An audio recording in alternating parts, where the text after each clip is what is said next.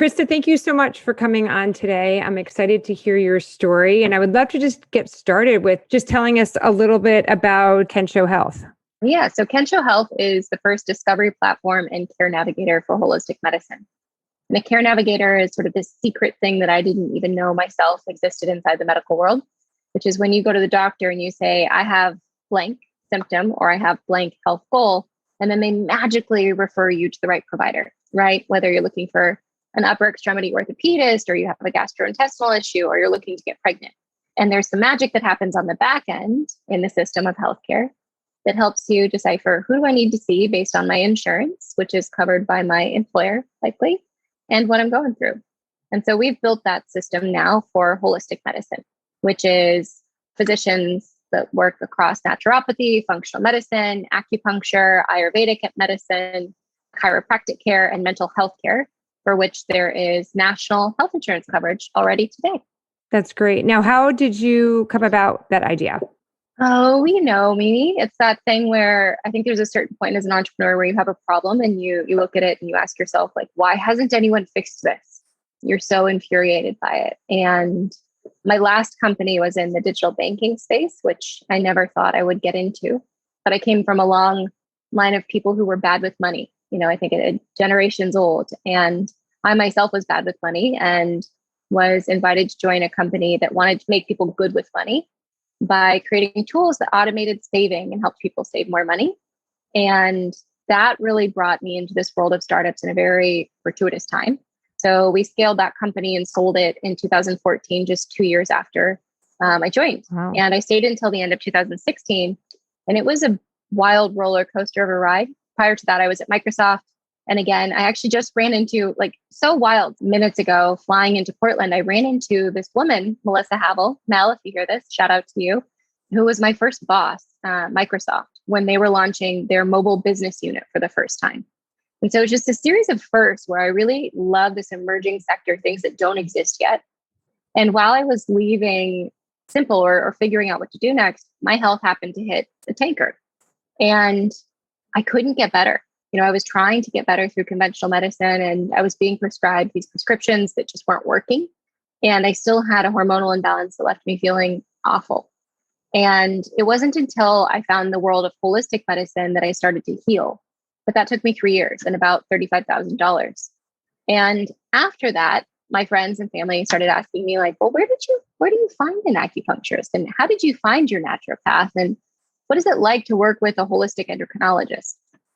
And I couldn't answer their questions because there wasn't a routing system. There wasn't a care navigator. Holistic medicine is a little bit like a choose your own adventure where, you go into the conventional medical world and you say, I want something, and it shoots you up dramatically, just specific. And in holistic, it feels like a ball of yarn, a bowl of noodles where you pull on one and then everything else comes out, but you're still lost and tangled. And then I met my co-founder, Danny Steiner, and we had a conversation, probably not too unlike this, where it was, what do we want to do? We've left our last companies, they've sold, and we just started waxing poetic on how broken healthcare is. And we went on a trip together after that, and I got home from that trip and sent him a text. And I was like, I think that maybe we're supposed to fix this problem, and it's going to be hard, but I think we can do it. Mm-hmm, mm-hmm. No, it's a great idea. I don't know if you know this or not, but I'm pretty into the holistic world. I have a whole other podcast called Lyme 360 because I've been battling chronic Lyme and I've been doing it, both regular medical, Western medicine, but I've also done it mostly through holistic. So I'm just curious, just even the business model, as far as what your business model is in that regard. And then also I have found a lot of my holistic practitioners are not covered by insurance. So when you're talking about the patient care, are you still putting up practitioners that aren't taking insurance, or how does that kind of intertwine with your business? Well, if you're comfortable sharing, I'd be curious to hear which do and don't take insurance. I have yet to find any, to be honest with you. Really? None of my acupuncturists, my insurance does not cover acupuncture. It covers, got to get new insurance. It covers one or two, chiropractor, if that, and it will cover if I have a doctor who's an MD. But again, it's not going to cover the supplements. It's not going to cover, any of the IV treatments. It's only for the visit. Yeah. but it doesn't, like a lot of the care that they do doesn't get covered by it. I have found, but there's 13 states in the country that have naturopathic doctors who are licensed as primary care providers, which is great. And 4 of those states already have naturopaths who are then covered by insurance. There is nationwide coverage under Medicare, Medicaid for mental health care. There's also nationwide coverage for acupuncture under Medicare, Medicaid. And there's nationwide chiropractic coverage under Medicare, Medicaid. But the Medicare, Medicaid population is roughly 120 million Americans, which is a third of the country, which is huge. It's massive. And the reason that's fascinating is that Medicare, Medicaid, most, when you look at private healthcare, it's not cost sensitive, right? So generally speaking, hospital groups, they make money by making money. But you know who does want to save money? Insurance companies, because they'd rather retain your premium. That's a great business model for them. So when you think of there's sectors of medicine called value-based care, which is, how can you create the lowest cost for the highest value, right, over time? What we're looking at with holistic medicine is really, for instance, Washington State has had coverage in holistic medicine for 30 years, and they show a consistent year-over-year cost savings. So on average, the patients who use a holistic protocol are 10% less expensive than those who don't. So what we're seeing across the conversations that we're really lucky to be having in this very specific moment in history where health is no longer, the conversation of is there a problem with healthcare, is that insurers really want to change their coverage. And so the coverage already exists, but it depends on who your insurer is and what state you live in. And my expectation is that that will become normalized across all states within the next 10 years. I think that's very similar to the time when we started Simple. So 2009, hard to believe that it's now 12 years later. There is digital banking across America. And most companies, most banks have a digital business unit. Most banks, the majority of their banking is online.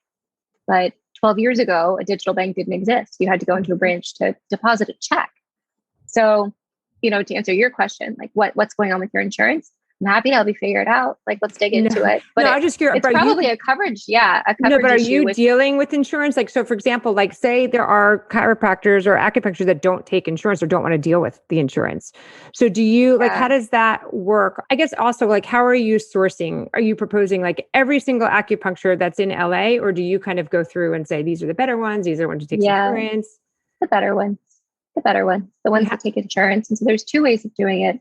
Originally, when we started the company, we were looking one by one. It was let's go find an acupuncturist who believes in this vision, because they're all private practice and unnetworked, right? So let's pull these people together who have only been lone soldiers. And that's where the holistic medical field is really interesting. There's roughly 500,000 practitioners. That's huge. That's more than conventional medicine in terms of doctors, but they're not working in consort, which is interesting. And so we're okay, we're going to have to convince these people who really chose to practice independently to come together under one roof. And ultimately, we also want them to serve as a referral network to each other so that you can create a holistic medical system. And we need them to be open to the idea of conventional physicians referring into them. Because, for instance, in Kaiser of California, you have doctors in the conventional world who can write prescriptions for acupuncture, but then where do you go to fill it? You just get stuck. My boyfriend actually had this exact experience. His dad was referred acupuncture, written a prescription so that it would be covered by his insurance. And then he reached out and was like, Krista, how do I fix this? I don't know where to find an acupuncturist. And so our solution right now is really serving that supply side. Where do you go fulfill your need? But on the back end, we're now having enterprise conversations where we work with insurance companies to create coverage, a network that they can plug into for their subscriber base, which they have a less human term for that. They call it heads, how many heads. And then we also can work with healthcare networks to actually bring their entire provider networks on board. Oh, that's great. And now where are you actually making money? Where's the business model? Right now, we're doing care matching for free. It's sort of the early stage company. And we flipped the switch this fall where care matching becomes a cost of service where the provider is paying us per lead. And so we're helping patients navigate. So you might come to me and say, not necessarily me, but to our company and say, hey, I'm suffering from chronic Lyme. I'm looking for a provider who works on bee venom treatment or hyperbaric oxygen therapy or ozone. Who can I find near me? And we'd say, oh, cool. Here's these 6 providers. That just saved you a lot of time, but it also Yeah. saved those providers a lot of time because they didn't know how to find you prior.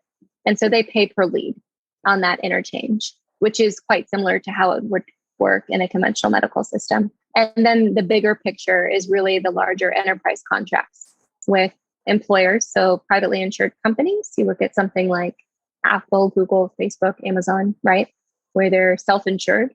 And then you have private insurance companies, so outside of Medicare, Medicaid. And then we have healthcare networks. But, most interestingly, we just announced our latest fundraising round. And as a byproduct of that, we're hearing from, organizations I never would have thought are looking for solutions to their holistic coverage. Everything from, church networks and groups where they have insureds who are looking for holistic coverage. And so you start to have what's called a per member per month, PPM. And so you're paying, $15, $20 per member per month for access and support to our healthcare advocates. So it's almost like one aspect of your business is becoming like a digital marketing play, I assume at this point, because it would getting the leads eventually. Maybe you're not doing it yet, but I see it, that part where you're kind of do that search engine where you're paying for that lead that you're then turning around and selling it to the practitioner. Yeah, you're not wrong. So, I think of, we're lucky to have, the founding teams of Airbnb, Instagram, ClassPass as investors and advisors. Those are all search plays, right? So it's a market network. What did they all get right? You bring the people in, you make it easy to find stuff. For us, we brought the people in and now we need to make it easy to find stuff. It's all just about navigation, ease of use for discovery. So because we are all building businesses in the magical world of the internet, you need to have real estate. And for us, it's about building the largest real estate, or sort of buying land without actually building up. And so we have more than 2,000 providers on platform, but we've also devised a way of building sort of future real estate for incoming providers. So every provider who's licensed in the country, we have space for them, which means when you think of our site map, kind of like what's our footprint on the internet, it's more like 500,000. So our SEO is pulling people in, where today 95% of our traffic is organic, which means we're creating content, but also the profiles. It's like no matter what I search for, I always hit Amazon. Why? Because their footprint in mass is they're the largest market network, they're the largest retailer. And that means that no matter what you search for, they're going to bubble up to the top. Our goal is to be the first result so that no matter what you search for, whether it's an acupuncturist near you or a chiropractor or a holistic gynecologist, you land on Kensho. Mm-hmm. And then we can help you find that person. Right. And that's all through like SEO. It's all through SEO. It's SEO and content strategy, which is a part of SEO, but it's really the product itself. So early on, there was a strategic decision we had to make of whether do we go web or mobile first. And there's often questions of, well, why don't you have an app? Because apps don't have SEO. Yeah. The bummer thing, which that was my last world, was, I had the luck of being a part of like the mobile boom, and you're building native experiences. Native experiences are great for consumer delight, but you have zero SEO. So no one knows you exist. We chose intentionally to go build a web app, which means an online marketplace. And, very soon here we can flip the switch and move it over to mobile. That's great. Now you mentioned fundraising. It sounds like you already have completed some fundraising. Was that difficult to do? Has anyone ever said fundraising's easy? No, they didn't. But I didn't know, maybe from your past experience. I think no matter, I know, we're lucky to have Female Founders Fund as one of our investors. And the thing that Anu has done, to her credit, is she's actually built a community where she's hosting a summer camp here in 2 weeks, which sounds so sort of surreal that there are even enough female CEOs to come together and have a conversation. That wasn't the case. But it's very transparent. Like the community is very transparent. And so when you're fundraising, it's not easy for anyone. It doesn't matter how great your company is. The process of fundraising, even if you have offers coming inbound, you still have to make the decision on what's right for you. Who do you want to take money from? Are they the right investor? Are they the right people that you want to be tied to for the next 10 years? Are they going to be on your side and supportive when things are challenging? When you're looking to exit, are they on board with your exit strategy? And then, the process of simply closing, which is all just crossing your T's and dotting your I's. It's hard. And for us, we were originally planning to raise a seed last year, actually the very day that the city of Los Angeles went into lockdown. So when you're preparing to raise, you go into a conversation with, I'm sure you know this process, but your listeners might not. With your existing investors, your insiders, it's kind of like buying a house. You decide how much you have, like how much do we have and how much is it worth and what do we want to go buy in terms of money coming in. And so we spent the 6 weeks prior getting aligned, and we said, okay, we're going to go to market on the 18th of March. And instead, the whole world shut down. So there was a contraction that was very dramatic as a company when we were in the midst of we were about to have this massive expansion. And I think that was the hardest thing, that as a leader, you're trying to create security and stability for your team. And it was a massive time of global insecurity and instability, particularly in healthcare. And so we delayed the decision to raise in favor of finding the right partners. And rather than bringing in more money and building what was new, we decided to really show up and help people and figure out how can we deploy the most holistic providers possible during this time of healthcare crisis. Right. No, that makes sense. Fundraising. So have you raised? No, I have not raised for any of my companies, but I have I'm an angel investor, so I have given, invested. Yeah. Talk to me about your team. How many people do you have full time, or do you use a lot of consultants and outsourcing? Because I know I feel like employees and team building and growing and scaling is a huge hurdle for a lot of entrepreneurs as they grow their companies. I think, it's funny. That's the part where I feel most comfortable. It's the part I love. Yeah. When I joined Simple, there was a handful of us. And when I left, we were over 400 and were acquired by BBVA 2 years prior to that. And I love team building. I went back to school and got a degree as a transformative coach in transformative psychology. That piece of bringing people together and nurturing what is and into what could be is the coolest part of getting to lead, I think, because you have an opportunity to support people and to help them see more of themselves.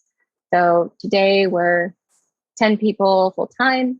And then we do have a team on contract. It's a full stack engineering team, full stack development team, product team. So that was really a decision that was made in flight because we wanted to build as quickly as possible while bringing the right people in full time.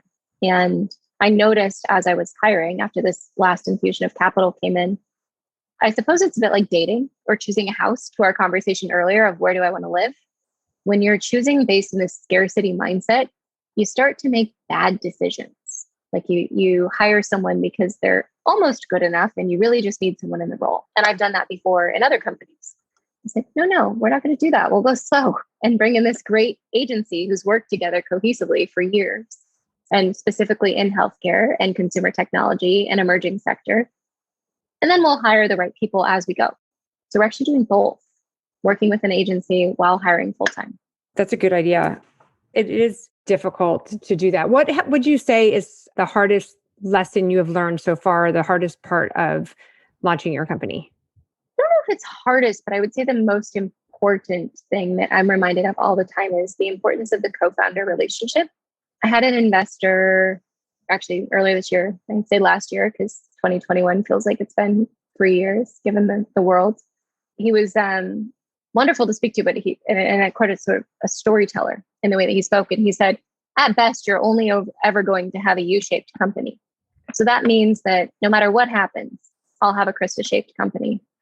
And I think understanding how important your energy is and your stability and your passion and your clarity, particularly in the CEO seat. And I know that one of the best decisions we've ever made is bringing in a really strong executive coach. Shout out to Kat Augustano, but it's a big line item for us financially. She's really good at what she does.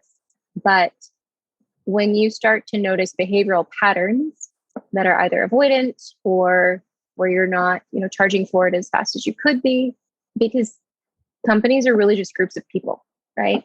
Making something that didn't exist before, particularly in a startup. So if you can support people to get out of their own way, you have a much better company. It's more fun to work in. It's more profitable. There's more revenue. You're not working as hard. You're working smarter. I think I learned that a lot at Simple. We dedicated capital to scaling the team after we sold to BBVA. And that was a really strategic decision to support the growth of anyone who is mid-level management or higher. But it's hard to do that for yourself. When would I pay for it for my team? 100% without a question. But when it comes to putting the capital towards yourself as a leader, which my friends, who are moms say it's the same thing as a mom, buy your kids anything, but buying yourself, a spa day. I'm like, I don't know, $300. Do I really need this massage? But if your kid said, I want this backpack, you just like swipe the card and don't think twice. I think that's the hardest lesson. So as a follow-up to what you were just talking about, do both of you have the same executive coach, or is it recommended that you typically have a different one since you guys are both founders? Well, it's funny you asked that because I am also a coach. I only have one client in practice right now because life is pretty full, but we have the same coach, and strategically so. So I actually would recommend having the same coach because you're working on a relationship, not just yourself independently, because it's co-founder. If I was looking at an entire executive team, I might split it up. But in this case, the success of the company and the solidity of the company also rests in the solidity of that relationship. So we have a separate session each, and then we have a session together. So I have a session, he has a session, we come together. And I would do it that way over and over again, because much like a couples therapist, that person is keeping you accountable and honest about what you brought up in your independent session. So nothing is ever going missed. And she'll push us to say, hey, you guys need to go have this conversation. You need to make this decision. You need to come together. You need to break out of this cycle. What if you guys did this? And we move so much faster. Interesting. Because you would think it'd be like the third friend, or like, like where you would feel like you're kind of talking to them behind their back, and then they're going to go talk to you about you behind your back. And then like, let's get together. And, I don't know. I think it would if we didn't. I would say we're already a 9.5 out of 10 in terms of radical beyond that. My co-founder, I'm lucky enough that we love each other as human beings. And our relationship is kind of like siblings who actually like each other, adult siblings. When you grow out of your young siblingdom, we're there for each other and everything that comes up in life. So there's not a lot of, there's not sweeping under the rug, but there's an opportunity to push further. It's very growth oriented coaching rather than sort of rehabilitative or therapeutic coaching because something's wrong. It's more like, how could we be better? What could be more right? What could we do to 10x this week? Right. And then what would you say, being a therapeutic coach, you were kind of talking about earlier with your team and inspiring them, like any suggestions? Because I know a lot of people really kind of love to hear about that, because there's a lot of self-doubt and a lot of insecurities for people. But, is there anything, especially being all online now, right? I don't know if you guys are back working together as a team, but no, we're fully remote. How do you keep that environment and that company growth that you were talking about going? Well, I think it's, you're doing it here with your podcast, which is you're having human conversations with people, right? Where like, I think ideally we have to remember that you're just as human as I am. So everything that I go through in a given day, that's good, that's bad, that's, full of doubt or wonder, amazement, we all go through the same emotions. And so for me, it's about creating a culture and an environment where you just understand that is the baseline. Like we're all human. And as a brand, we're really dedicated to making healthcare more human. So when you're allowed to come with all that you are as a person to work, there's a very different tone and tenor. It's not a place where you're expected to like put on a blazer and pretend that everything's fine. And that doesn't work being online. I heard from so many CEOs during COVID where their cultures were falling apart because they had built these sort of like an artifice on top of coming into the office and trying to stuff away what's going on in your personal life. It's like life is just life. And now it used to be work from home and now it's live at work. We're all home all the time. So I think that transparency, culture of candor, of transparency and communication. Communication is the backbone of everything in all of life, I would say, in all relationships, because it's how do we show in relation to. So helping people develop their communication and making sure that the culture is communicative, that people are proactively reaching out to each other, that they feel that it's a safe environment to reach out. And then we have fun. And that again is why would you want to go to work and have a terrible time? You don't have to. It's no longer the status quo. So in my opinion, that humanity, the question of like, how can you make this feel more human? How can you make the work environment feel more like your best relationship, right? Where you feel safest, whether that's your marriage or your kids or a close friendship. If work feels very, very different from that, then we have a problem, because that means that work doesn't feel all of those things that you feel when you're in a safe environment. Right. So, but communicating takes a lot of time, obviously. And as an entrepreneur, I've heard a lot from people. I think most entrepreneurs tend to move super fast, right? And so you're like picking up the pieces, and you have, this issue happened and that issue happened, right? And so slowing down to making sure that you're creating that communication that you want to. So is that something that like it happens every day, or is that something that like once a week we get together as a team? Just if you could give more specifics, because I think a lot of people struggle with slowing down. Totally. I think slowing down is important. So it's really like, what's the sacred space? I think, family structures teach us a lot of that, right? Sort of, I don't know that it's necessarily traditional, but things that are sort of proven to build strong families are having some sort of period of check-in that's habituated and constant that forces a slowdown. For some families, it's dinner. For my family growing up, it was like the morning time, not the dinner time, but it's whatever that looks like, right? So for us, we come together on Monday mornings and we have a check-in. And it's really where we establish sort of what are your priorities for the week. So we share our top priorities. Those go into a Monday board, which is very tactical, but that means they're on display for the entire company. So everyone knows what everyone else's top priorities are.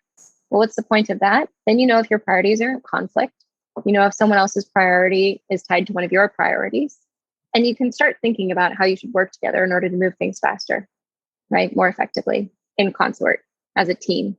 But we also have a practice that is used in coaching called checking in, which is you ask the simple question of what are you thinking and what are you feeling? And it's very basic, but so strategic, because often we come into the week and there's an entanglement of the two, right? I'm thinking about how much I need to get done, but I'm feeling really sad about the loss of a family member or frustrated about a pipe that's broken in my house, whatever it is. And so again, creating an environment where people get to be human and kind of share like, what's going on for me? Because we're not in an office. And if I was sitting next to you, I could see that you're having a bad day. And I'd say, hey, Mimi, what's up? But I won't see that. And so again, checking in at the beginning of the week in a very human way that's also practical and pragmatic. And then we close the week with an all hands. And all hands is for more strategic, higher level business conversations, largely around making sure that people understand where are we going? How are we getting there? And what's your role in that, right? Making sure that we're sharing out all of the information. I think it's something that, it's simple that we really excelled at. Having such a high growth team, 400 people from 10 is a big shift in 4 years. And then the other is having channels that are open and communicative. So we use Slack, which is always on. People can chat back and forth. People do set offline hours. I think boundaries are very important. Much like, a personal relationship, if you have no boundaries, it's bound to end. Someone will be upset. And we also use voice notes. They can be really useful. So we have team members in different time zones. We have one person who's in the Grand Canary Islands. He's working ahead of us into the future, as I like to say. And it's very easy to hand off at the end of the day and say, hey, Krista, thought about this. That's so much quicker than writing a 400 word Slack. No one wants to read that. And it then removes the sort of resentment that anyone feels when they have to go write a very long message. You're just speaking to each other. We call each other. We communicate freely, fluidly, but with structure. Right. And the voice message you do on Slack as well, or do you use a different technology? Yeah, you can do voice messages on Slack. You can call on Slack. It's all enabled. And I think voice message is a newer feature on Slack, but we also use our cell phones. And my co-founder and I call each other all the time. Little check-ins, 1 minute. It doesn't have to be long. I love how you break everything down and just make it so simple. It's like a good action step that are very tangible. Just to close, what other kind of advice or what would you suggest for anybody that's either just starting out or is thinking about starting their own company as a female CEO? I think it's to look at yourself as just a CEO. And to make sure that you honor the part of you that is a woman, because it is a different experience. I mean, it just is. I can't, even begin to count the number of times that I went into a fundraising conversation with my co-founder and someone addressed him first because he was the man. But each and every time he would divert them to me. And so I think it's two things. Honor the fact that you're a woman, find your supporters, make sure that you're with the right partners. Not that it needs to be gendered, but that's so important. Whoever your co-founder is, make sure that they are the person you need to work with and that you balance each other out. It doesn't necessarily mean gender, but skill set, energy, experience, vision for the future. Make sure that you're bringing two people together. And then the biggest one for me early on was just find your believers. Who's your champion? Early on, you don't have a team. So who else cares about what you're doing? It is lonely when you are a party of one and you care deeply about building something into the world that doesn't exist. So your friends, your family, your former coworkers, other people who are passionate about the problem that you're solving, the more that you can galvanize that community, the more likely you are to keep going. I came from a family that is not white collar knowledge workers. My parents have small businesses in the service industry. And they were like, sure, we think you're building something. We have no idea what it is. So my friends were that thing for me. They were the supporters and the champions, and they kept me going when I was working at a kitchen table, and sitting on my couch. That's great. Well, I wish you the best of luck. This has been amazing. And I really appreciate your time. So thank you so much. And for anybody who would like to check them out and look for their next, holistic practitioner or healthcare practitioner, kenshohealth.com is where you would want to go, KENSHO health.com. So thank you so much. I really appreciate it. Thank you so much. Really great. Appreciate it, Mimi.